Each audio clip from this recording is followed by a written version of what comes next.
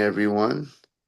I'm Victor Catano, and welcome to this Savers on this happy Friday, August 29th, Labor Day weekend, the unofficial last weekend of summer, at least up here north. I hope everyone's having a beautiful and brilliant morning, and I'm happy to be your guide master today as we start our day off well and do our savers.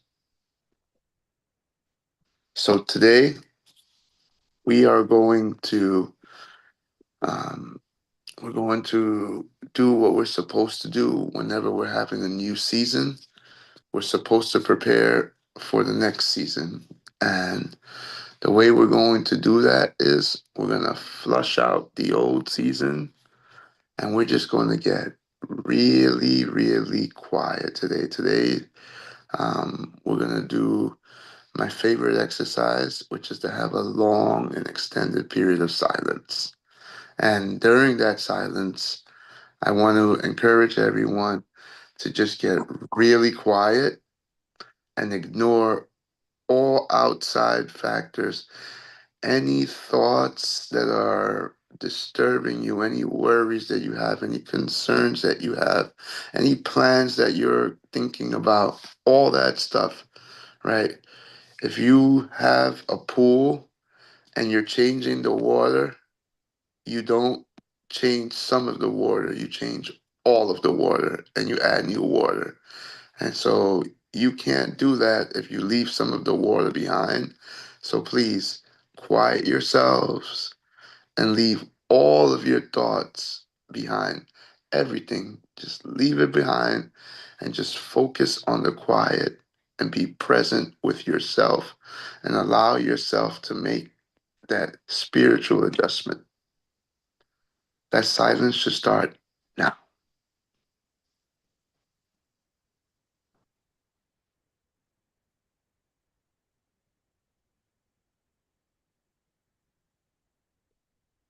Remember to take deep breaths along the way. When your mind starts to wander, gently bring it back with a deep breath.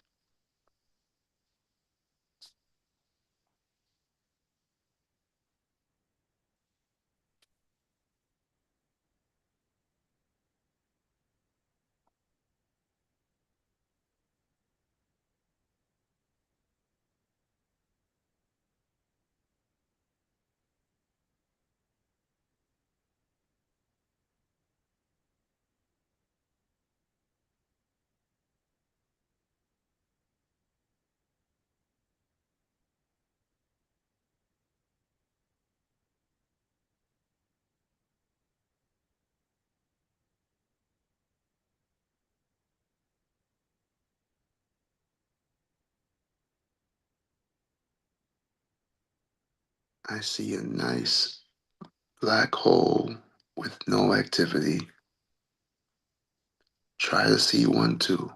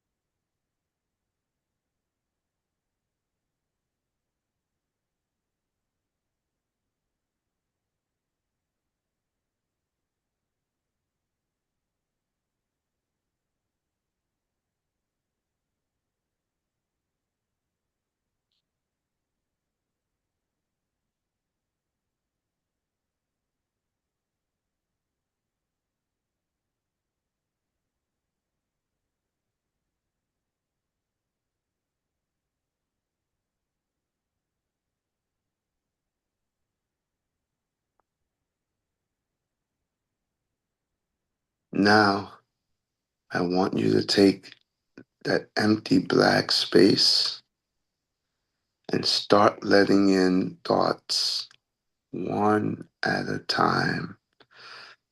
Think of something that makes you happy,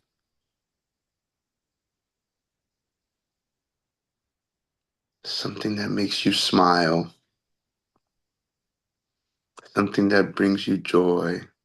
It could be a meal, it could be a person, it could be your favorite joke, it could be a memory,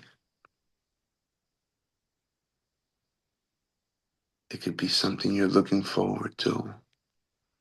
Let that thought in and meditate on it.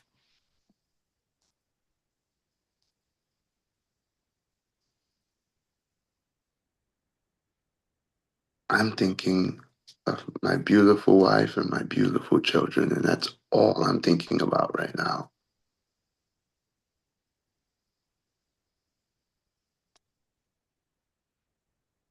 No, don't let other thoughts creep in.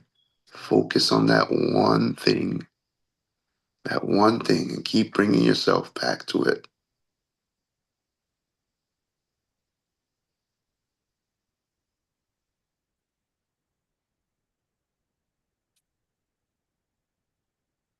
For me, it looks like a very, very black space where I can barely see any light. And all I see in that space right now is my wife and my beautiful children. That's all I'm thinking about right now. They make me very happy. I love them so much.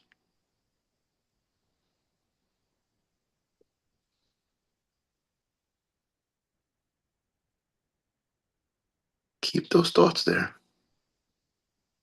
I know it's hard. You want to go on to another thought, but you're filling your pool with fresh water right now. And we're intentionally starting with a happy thought. We're bringing that joy into our life because this new season that we're entering to is going to be a season of joy. It's going to be a season of harvesting. So now I want you to let in that one thought that you couldn't stop thinking about. I want you to let in that one thought that when we ask to be silent, I'm sure we all have it. That one thought that you just kept having to suppress, right? What is that thought, good or bad, right? It was knocking at your door. It was saying, let me in, let me in. What is that thought? Deal with it. Let it go wherever it has to go. Like something banging on the door, and it just starts running wild all over that little space. Like, what is that thought? Give it a few seconds to run around and protrude you and come in there. Now ask yourself, why is that thought there? What was so important about that thought that it just was banging down your door? You were just having a joy party, and this thing wanted to crash the party. Why is that thought there? Does it belong there? Do you want it there? Is it something that makes you happy too? Is it a worry? Is it a concern? Is it a plan? Is this something that you can't solve? What is it? Why is that thought there? Now I want you to see yourself dealing with that thought. If it doesn't belong there, I want you to ask that thought to leave, and I want you to show it the door.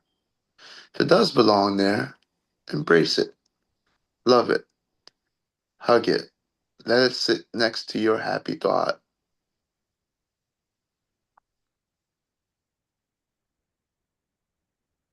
Let it sit next to you. Cradle it like a baby.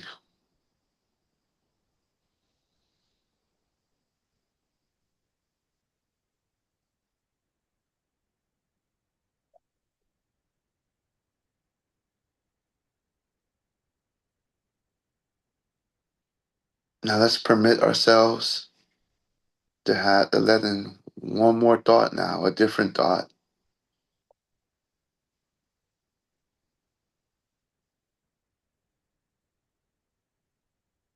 You've let that thought in.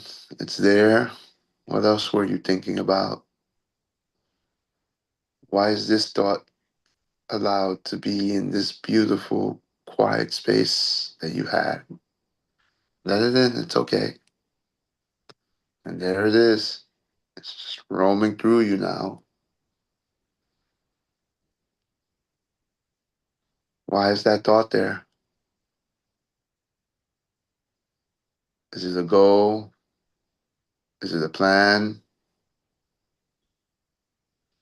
Is it something that belongs in this quiet space that you're creating? And I want you to treat this the same as the second thought. If it shouldn't be there, ask it to leave. If you'd like that thought, keep it, cradle it, love it, embrace it. Let it sit next to the one or two thoughts that you previously had. If you let the second thought stay, that means you now have three thoughts. If you didn't let the other one stay,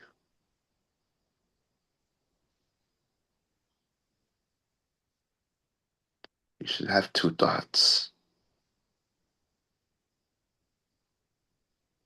Now, these three thoughts or two thoughts, do they coin together? Do they belong together? Do they function together? Do they all make you happy? Does one take more joy away from the other? Why are these the the two to three most important thoughts that you had to have this morning? Why? Maybe you just have one thought right now.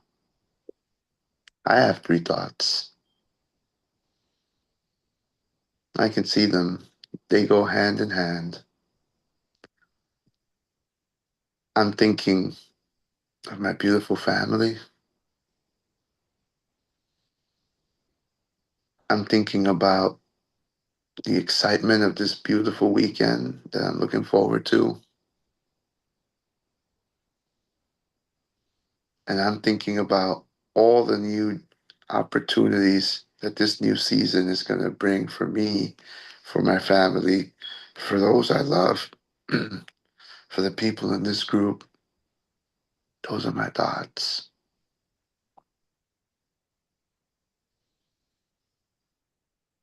And now I want you to ask the last thoughts that came in. I just want you to ask them to leave too now and just focus on that one thought that made you happy to begin with. The very first thought that you let in, bring that thought back in, leave it by itself, and just take a little time right now to once again focus on that. Because that was your number one today. That was the first thing that you thought of. And I want you to keep that thought present. Because later on, even though we're going to try to protect this thought and keep it ever present, other thoughts are going to come in later on. And I don't want you to lose sight of this one thing that you hold so near and dear. Keep it present. Right now, I'm seeing my family and I'm hugging each and every one of them. I'm kissing my wife. I'm kissing my beautiful children. Every morning when I wake up, my two little ones, I rub my nose against theirs like a little doggy, and I start giving them little nose rubs, and I tell them how much I love them. I'm beaming with joy right now thinking about that. What's the thought that makes you feel that kind of joy? Keep it. Keep thinking about it. And now I want you to seal all the borders, and I don't want you to let anything else into that. This is our happy Friday.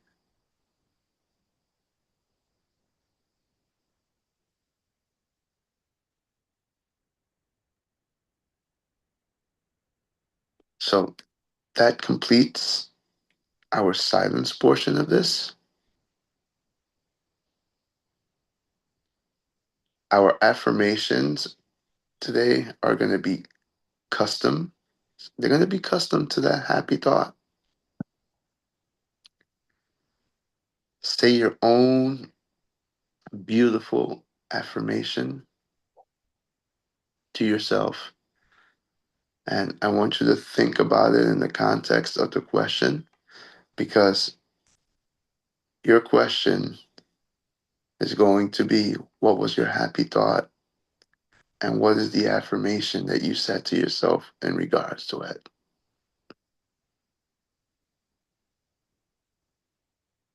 So just think of what your affirmation is. We're doing a self affirmation today. What affirmations do you have around your happy thought? It's just you and your happy thought.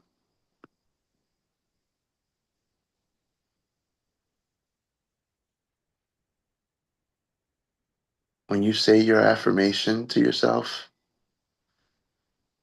you should feel that glow in your body. You should be feeling like it makes you so happy to reaffirm that you're happy. It's like lighting a flame that's already vibrant. You're just adding more fuel to that fire, and there's just joy everywhere.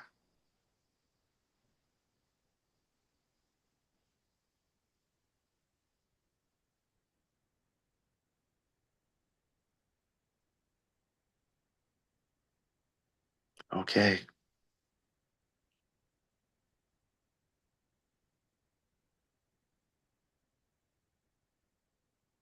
so now we're going to go into visualization.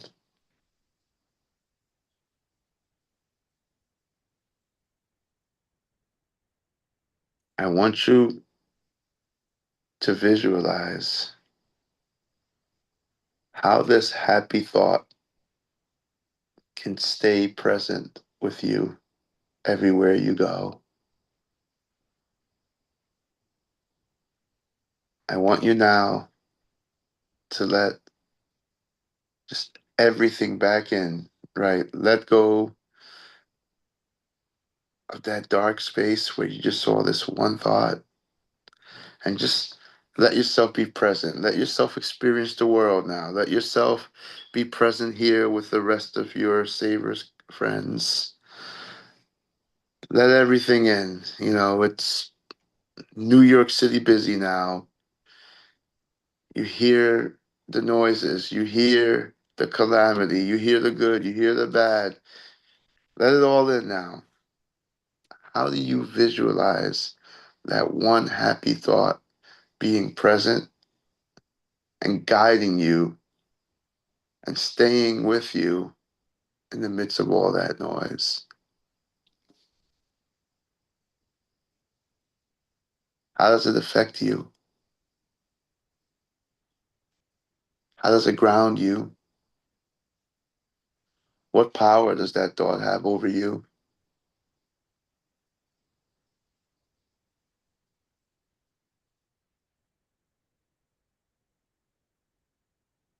You chose that happy thought. You chose it. You said to yourself that this thought makes you happy.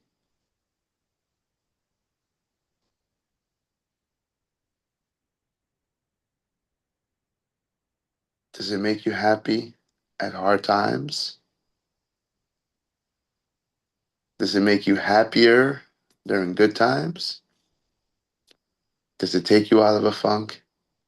Does it help you continue the party? How does that visualize how that thought works for you in different situations?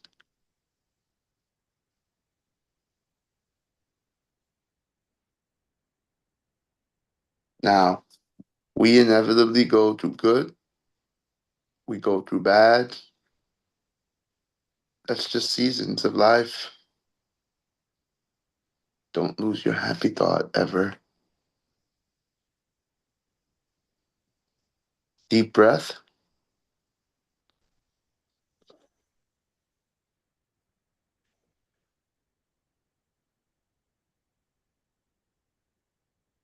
That happy thought should be fitting you like a glove right now. Should be nice and snug. Deep breath.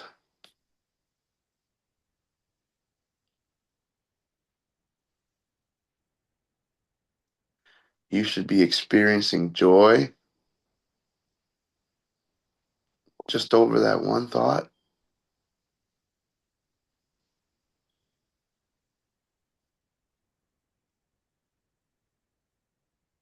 because that's the one thought that no matter what you're going through, that's your ace. That's the one that makes you happy. Deep breath again. Breathe that happy thought in.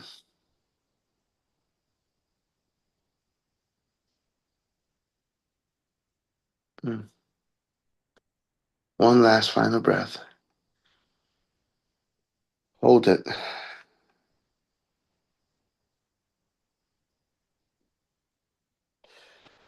Let it out.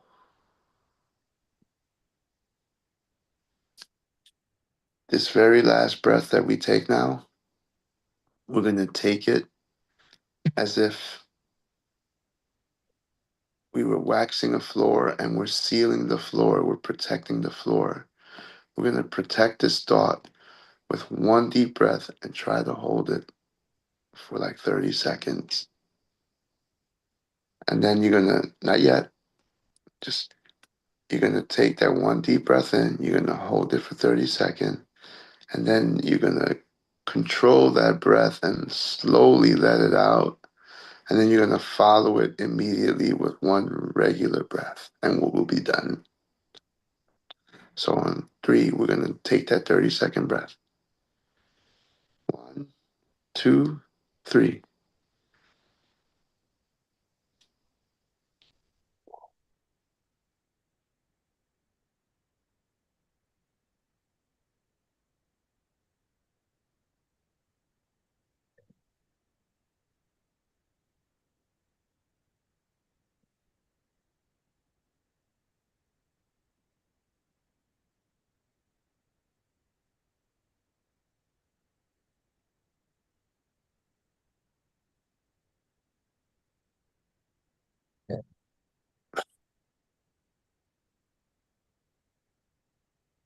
Remember your next breath.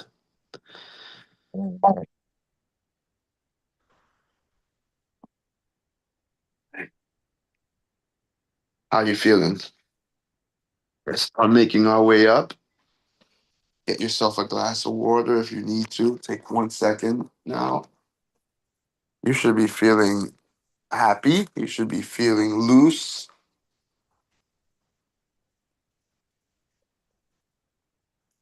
We're about to go into exercise.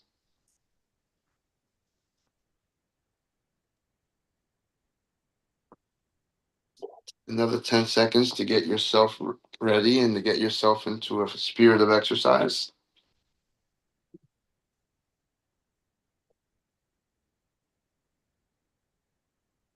All right. As Lucy says in the morning, this doesn't have to be hard. We're just going to stretch. Tuck your chest forward. Let your back arch backwards. Let your hands fall with purpose towards the back of your body. And just stretch. Stretch your chest forward. Oh,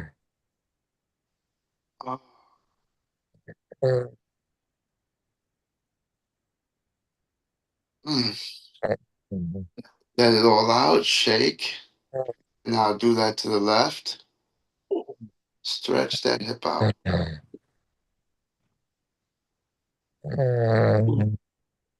Take deep breaths as you're doing that.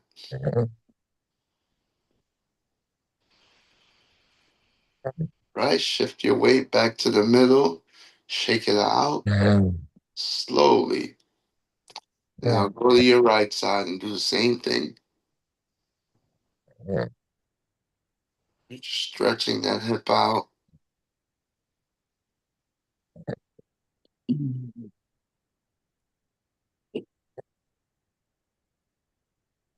All right, bring it back. Shake it out.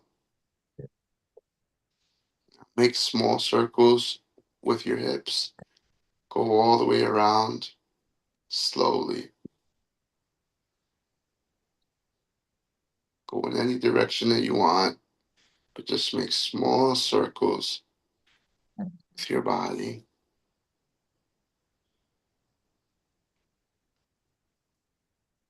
Switch directions now.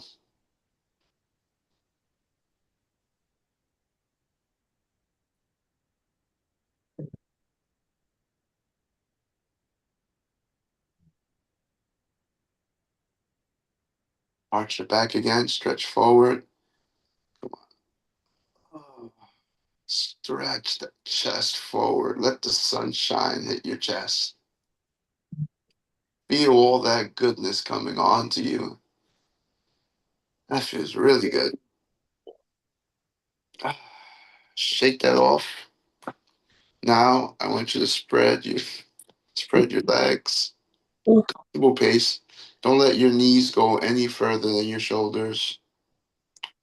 And just slowly let your head hunch forward and down. And just kind of like be free in space. Just let your head go down a little bit. Let your arms hang a little bit, not too far. You don't want to fall forward. You just want to be in a nice, comfortable pose, like you're falling asleep standing. And close your eyes.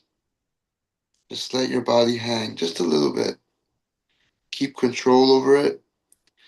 You should be feeling your legs firmly holding you up, and you should be feeling a little stretch in the back of your hamstrings because your legs are reacting and they're trying to keep your body up. Let your legs take control of your hanging body. Just let your body droop. And if you can go a little lower, do so. Just a little bit, not too far. Head down. Just, just do the sleepy person stand. Take a deep breath now.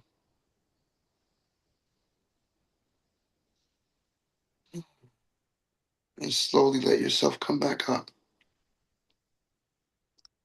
Keep your legs spread. Bring your arms out.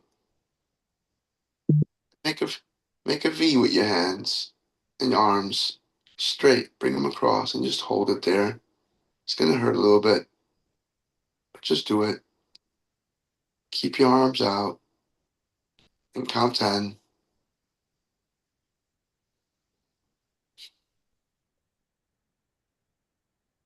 5, 4, 3, 2, 1. Don't just drop. Let them slowly come down to your hips. Just shake it off. Put your arms behind your back and grab your hands together, like join them together, and just let the front of your arms rest on your back. Your hands should be linked just above just above your tailbone. and just sit there. And now I want you to slowly tilt your head back and then gently bring your arms down and stretch.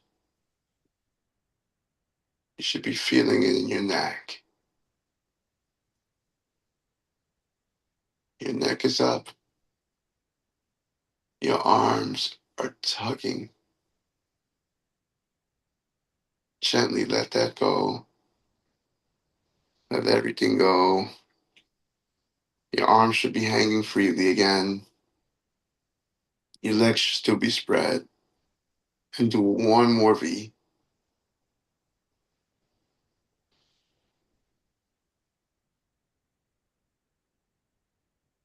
This time, I want your palms out. I want you to receive to those palms. Go back to that happy thought again and receive it again. I missed that thought.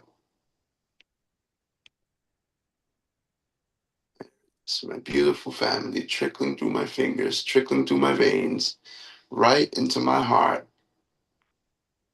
Your happy thoughts should be doing the same. Deep breath. Keep the V out.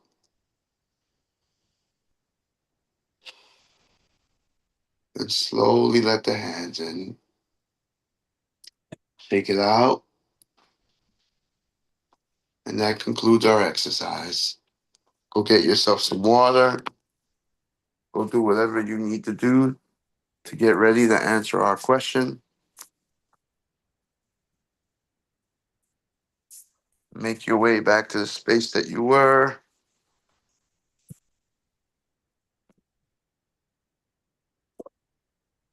Give everyone a few seconds to gather themselves, gather their drink, gather your journals.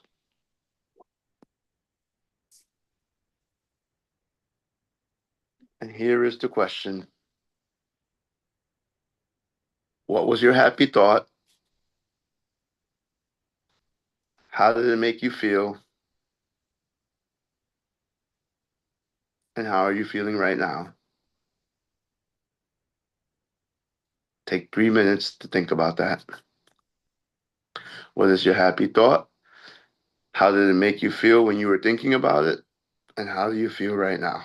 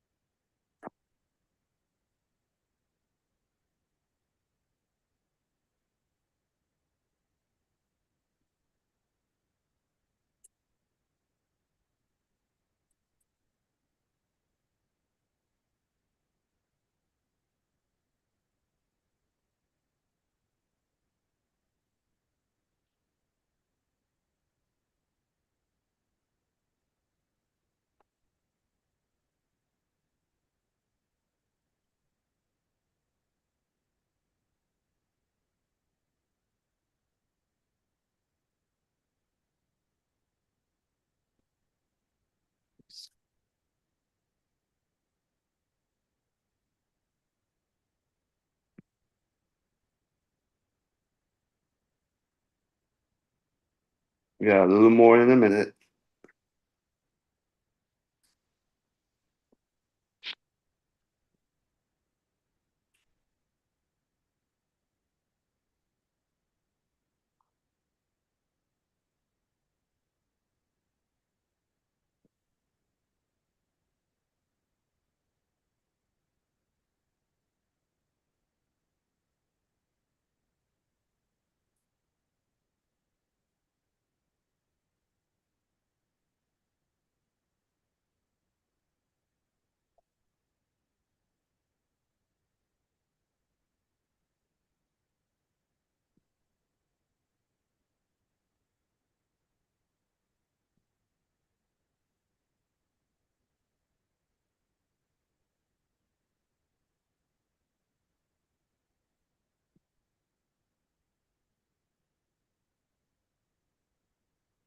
About another 10 seconds.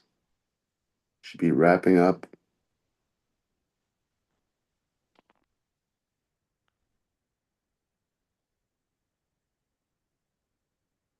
All right.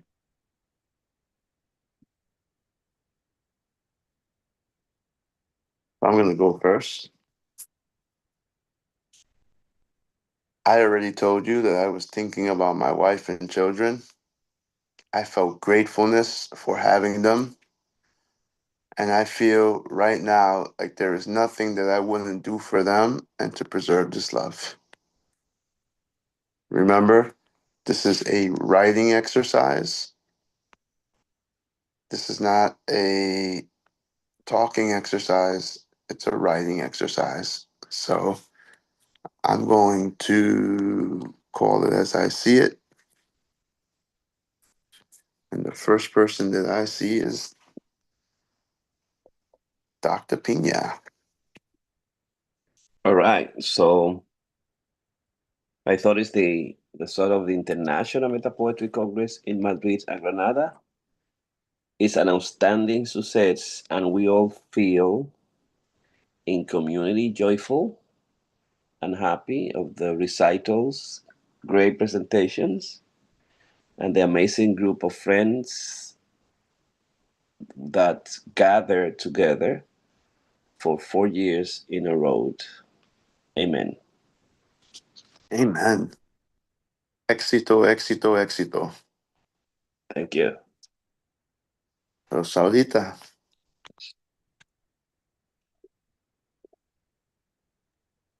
Okay, good morning, everyone.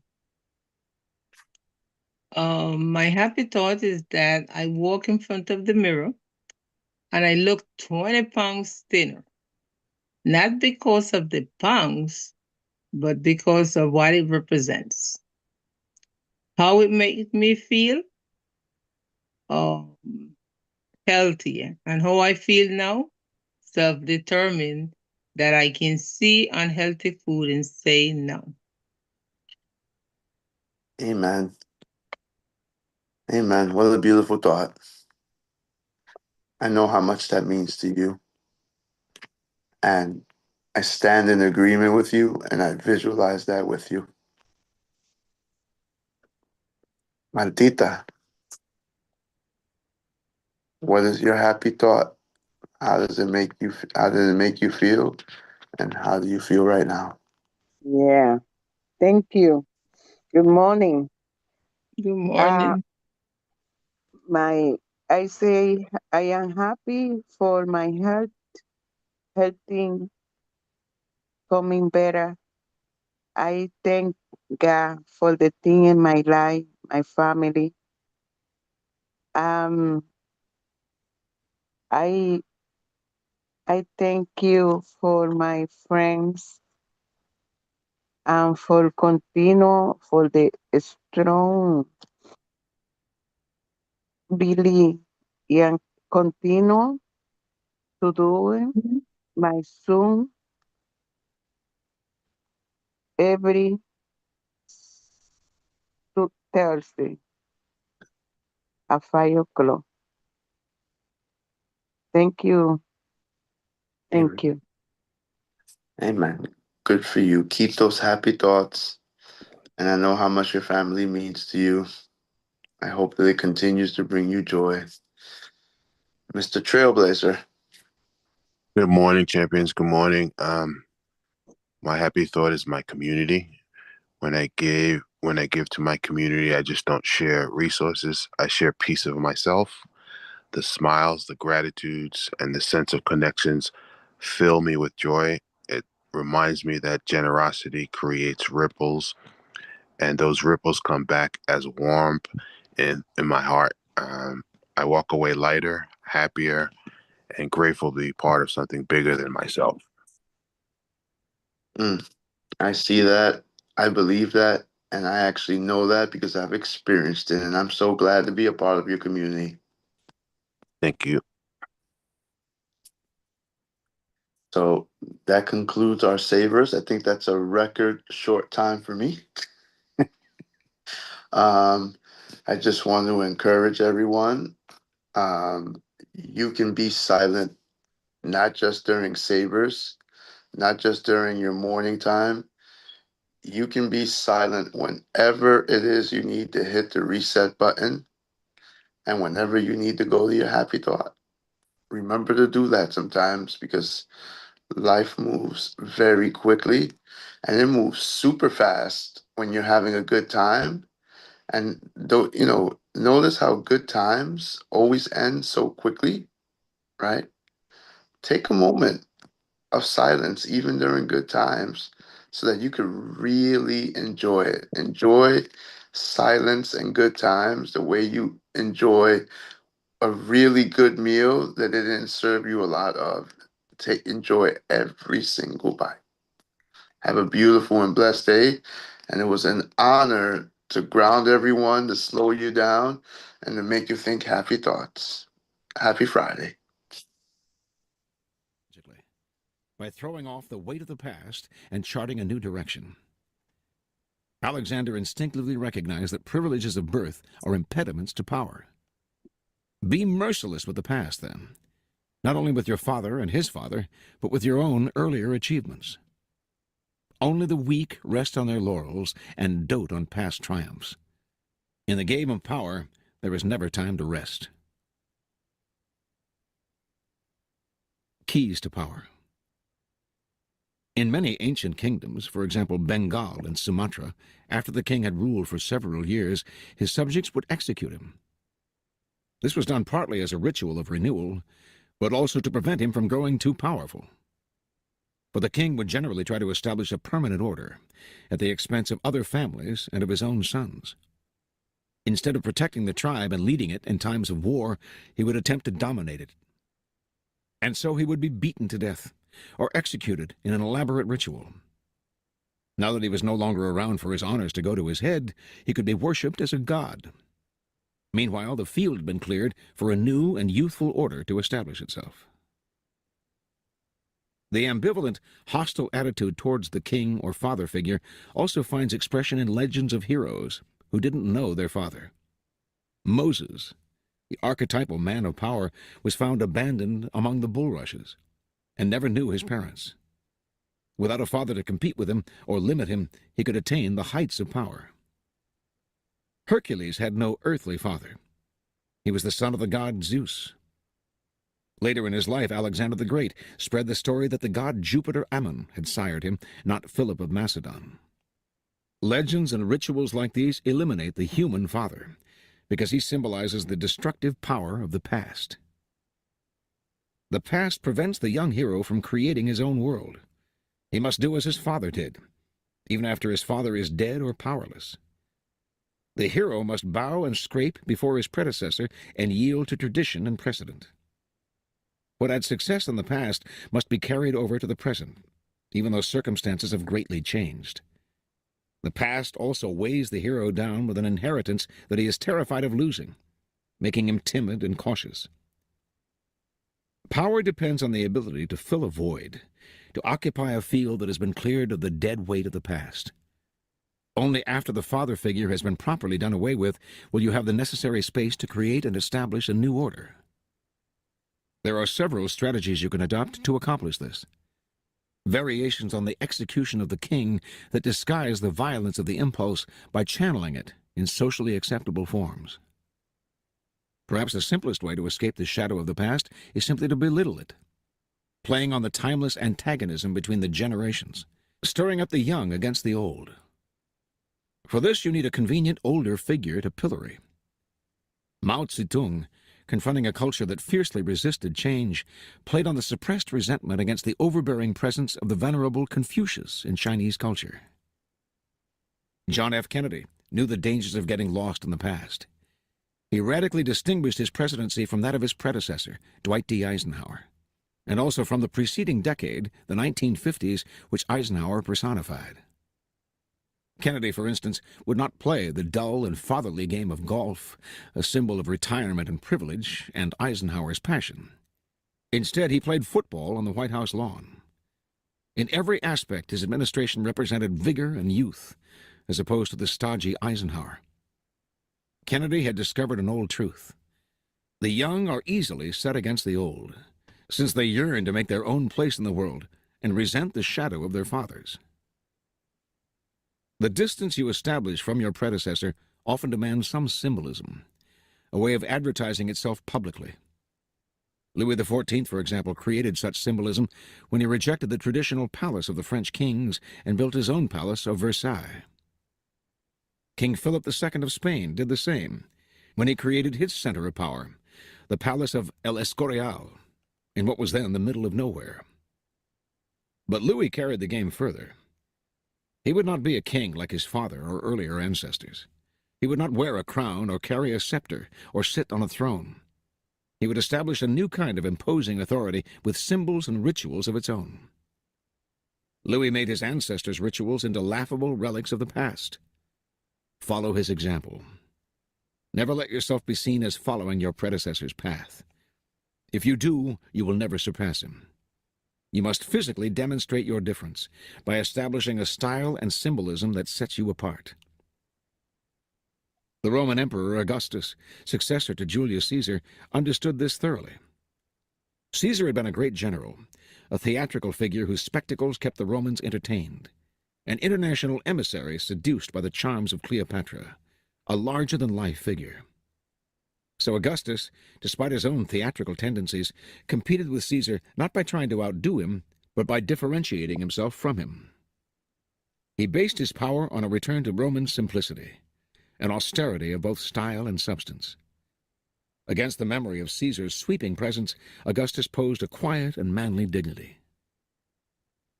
The problem with the overbearing predecessor is that he fills the vistas before you with symbols of the past. You have no room to create your own name.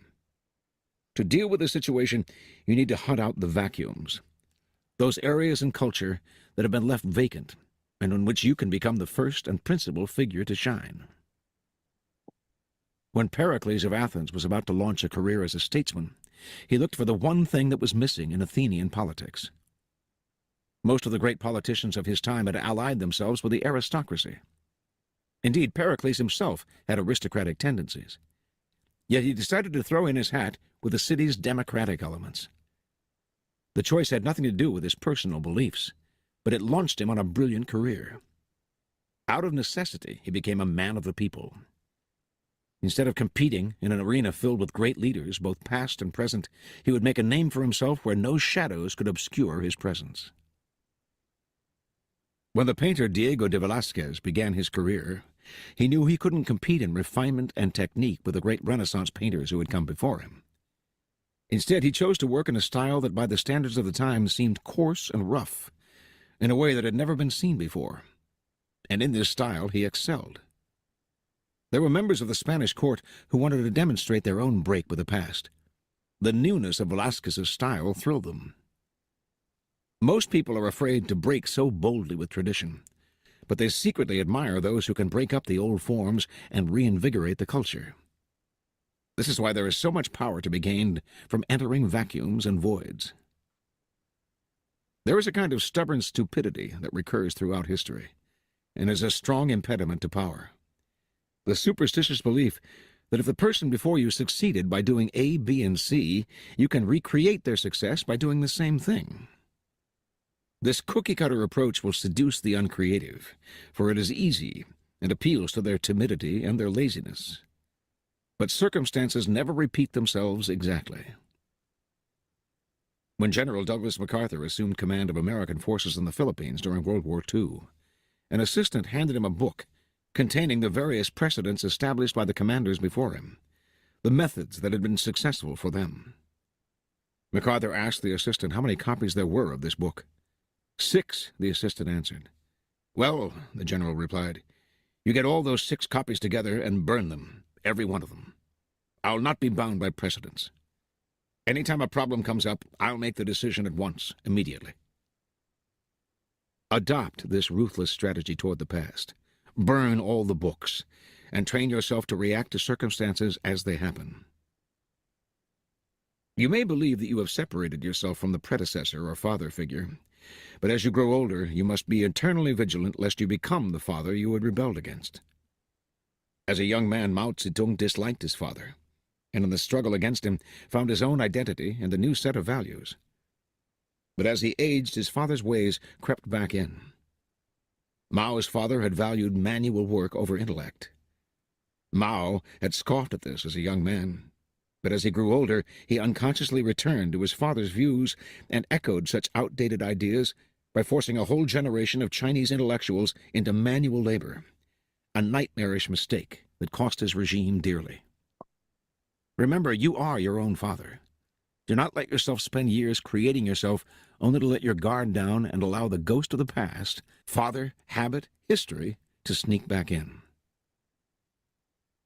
Finally, as noted in the story of Louis XV, plenitude and prosperity tend to make us lazy and inactive. When our power is secure, we have no need to act. This is a serious danger, especially for those who achieve success and power at an early age.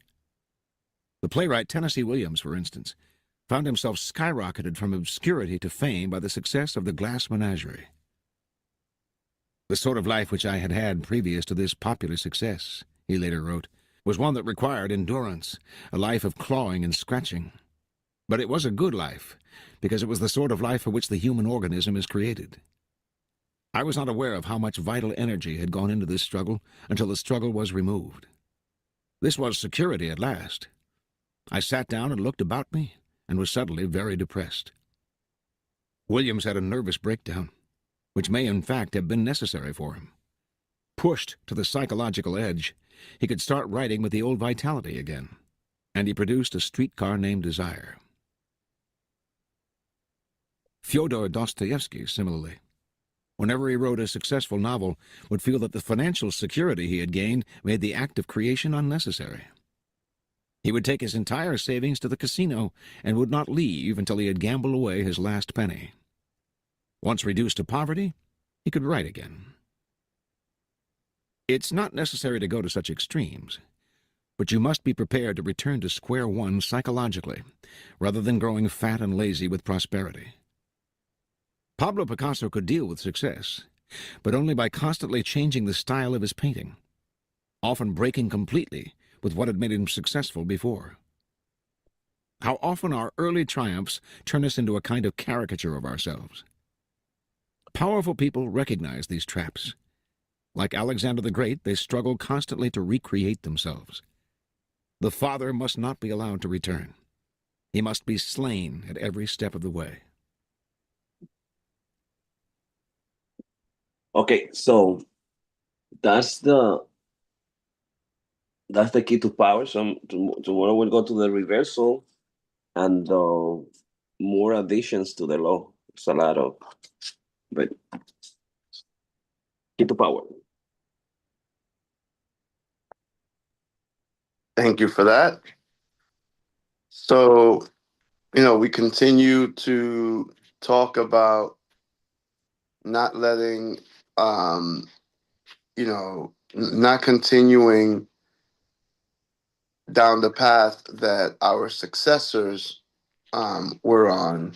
And we've heard examples of how just doing the status quo, has negative consequences. And we've seen examples of how good it can be to to just buck that trend. I will let you know that I where I stand with all this so far is I agree, to not live in the shadow of my predecessor. I'm not sure that I agree with the part of defaming my predecessor, right, in order to basically make myself look different or better or something other than, right. I'm not sure about that. Um, if I could rewrite that myself, I would say that I would just highlight the successes, but I would show how it's a different time. I would. I don't think that I can defame someone in any circumstances. What do others think?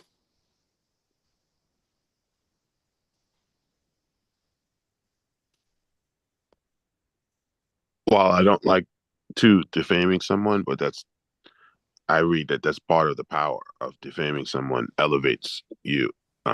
Otherwise, there'll be no power. There'll be flatness or equalness. So uh, I don't like this law.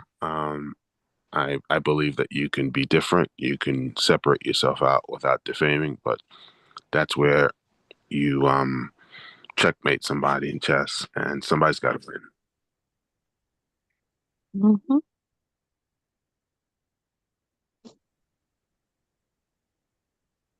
You were gonna say something, Marta? No, no, Ah, you were just thank you. agreeing.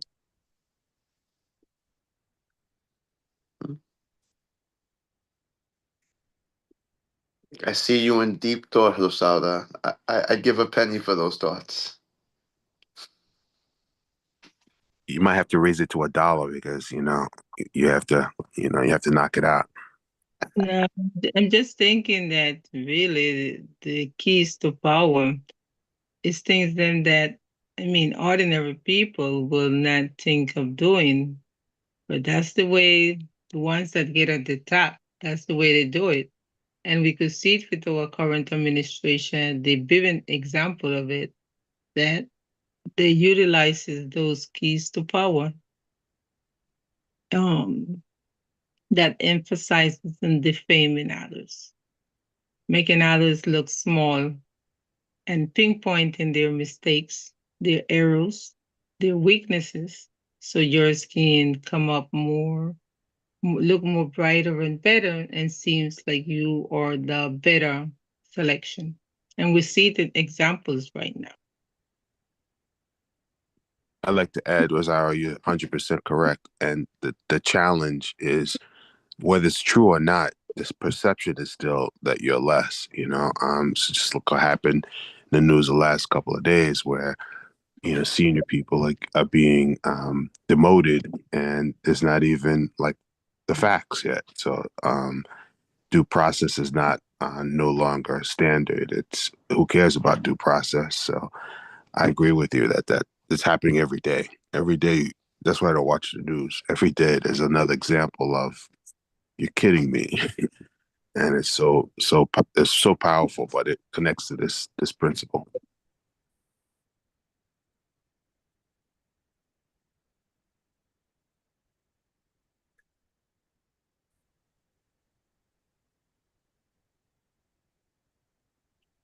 Yeah,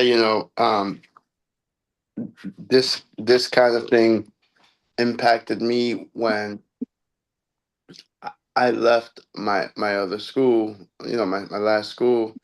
Um, my understanding is that they spent the first couple of months trying to figure out um, how to justify my termination, right? Because when they fired me, you're aware based, on what I told you, you're aware that they were just looking for a reason to get rid of me, right? It was kind of every day it was like trial and error, trying to find a reason to get rid of me. But then, like, when the new interim CFO came in, every single day, they were trying to call me and they were just like, oh, what is this here? Um, oh, you didn't do this. Oh, you didn't do that. And I was just like, yes, I did. I dealt with it. I kept kind of, you know, um, sticking up for myself. And it's amazing for all the ground that they shook, all these lies that she wrote about, how I didn't speak with confidence and how people were worried about the budget and all these things. Um, you know, the budget finished exactly the, exactly where I said it was going to finish, like last year at this time, right? Which doesn't usually happen. Usually a lot of things change over the course of a year. Nothing changed. The budget's the same. It finished where they said they were going to finish. Um, but she had to defame me because the school was going through dire and difficult circumstances, and probably still is. I don't know because I'm not in the know anymore. Um, but they had to defame me in order to separate themselves from, from these problems, and scapegoating me, in order to be able to continue with the same problem, right, but be separated from, these things that no one's going to solve. The only way they're going to solve it is if they get more students, right? And that's beyond me and everyone.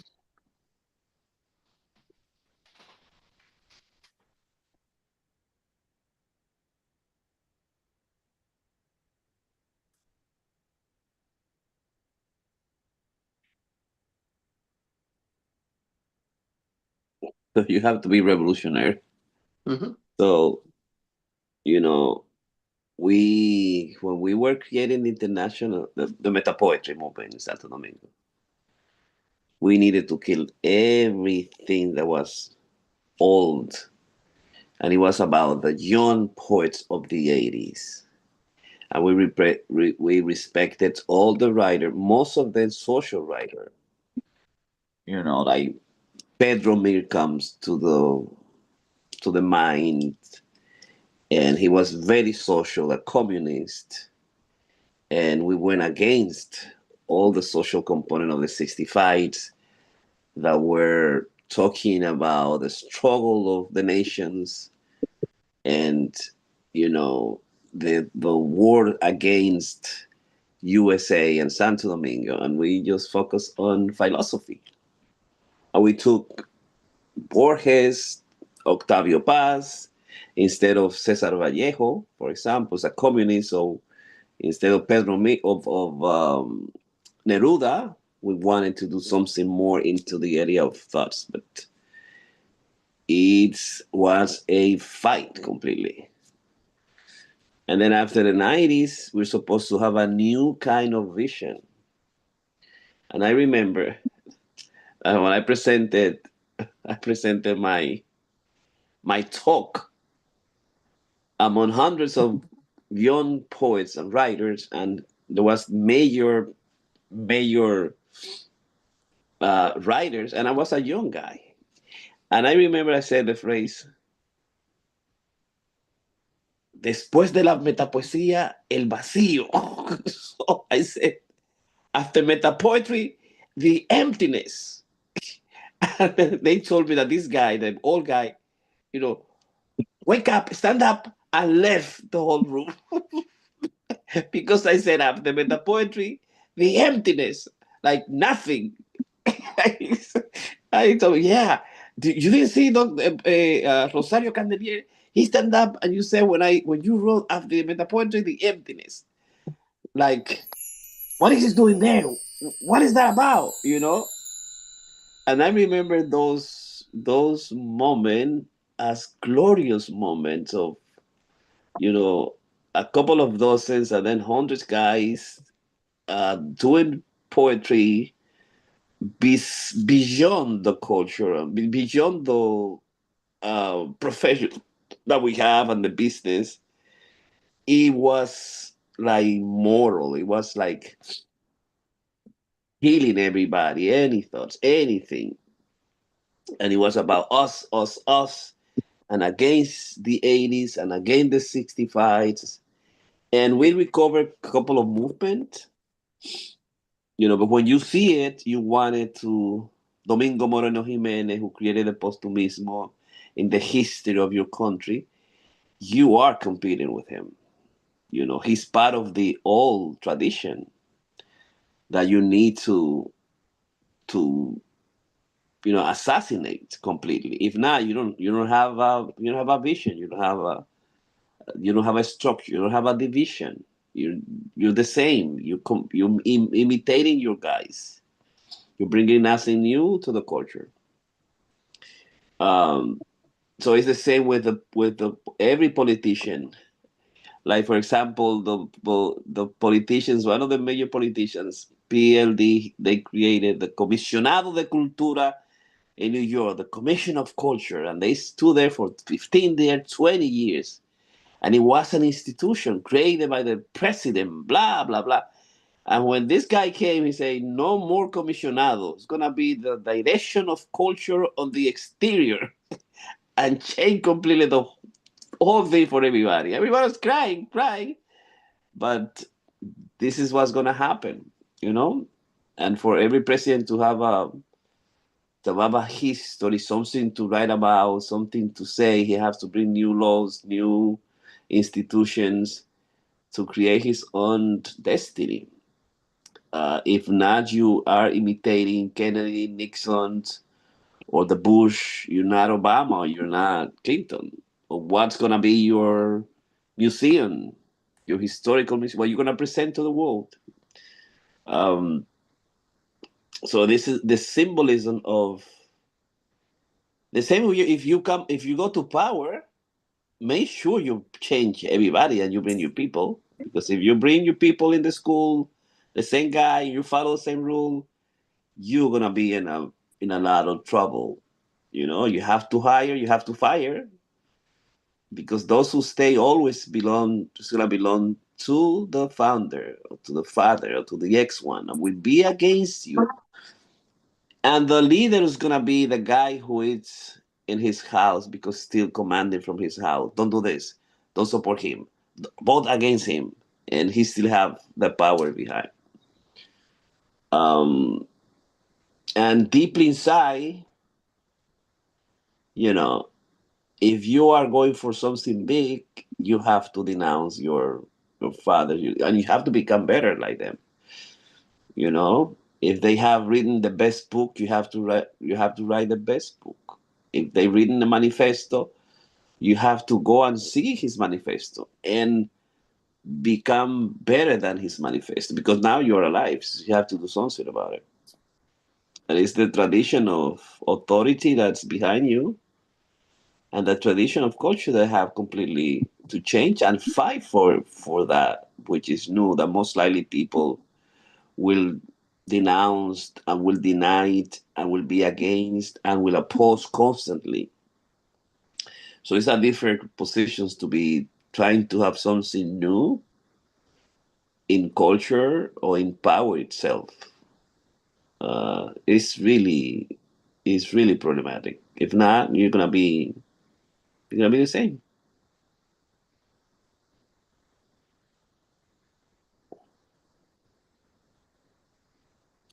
I love how at this school, yes, they defamed me. Yes, they got rid of me. Yes, they separated from everything. But now it's like you just see all these things that they're implementing, and they were all my ideas. Like they're selling a building to make more money, right? Everyone said that was a horrible idea, that we were never going to sell any real estate. Well, they're selling real estate now, right? Um, you know, we had this contract where we contracted all of the maintenance workers from outside, but we insisted to keep the same maintenance workers because they had history with the school. So one of the conditions of the contract was that they kept those workers. And I just said to myself, why are we paying a company to bring in people that we like? Why don't we just hire them and make them a part of our group? Like we like the people, they've been here forever, they work well with the kids. Let's keep the people. And it was just like, no, we saved so much money doing this and that. Well, they got rid of the contract and they hired the people now, right? It's like, what a joke. Like, whatever.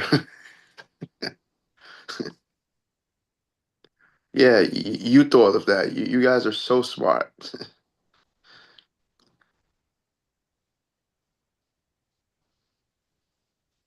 But I'll they just say applied. one last Yeah. word, Vic. Yeah. When you personalize it, all you do is validate that it wasn't you. But when Coco Golf beat somebody in the U.S. Open, she wasn't given no softball. She was given no freebies, and if she was going to ace every shot, that's what she was going to do. And a chess master never gives any freebies.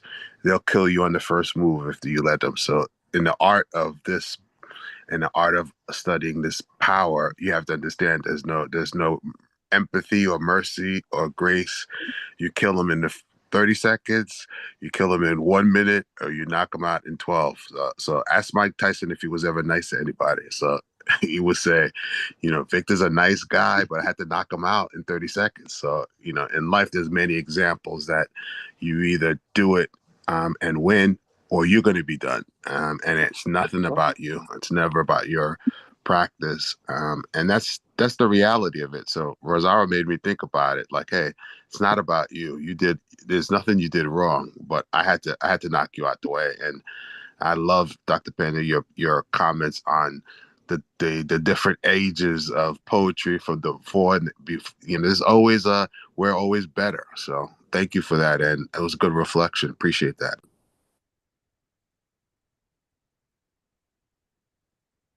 Thank you.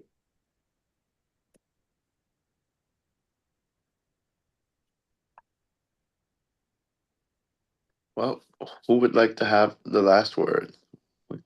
We didn't hear from you at all, Manta.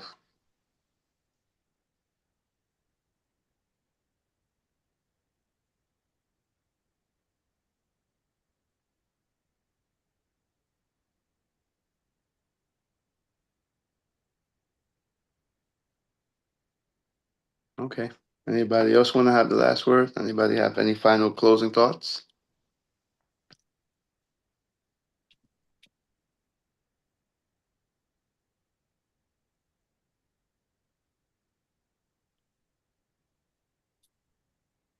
I guess I'll have a closing thought. I see the power in this law. Um, and as long as the law, you know, exists, yes, we have to do that to our forefathers, but our successors will one day do it to us. So brace yourselves. Okay. Okay. All right. Everybody have a beautiful, wonderful Friday. Have a good, safe Labor Day weekend. I do hope to see you over the course of it and hear about your barbecues and all your beautiful parties. But if we don't,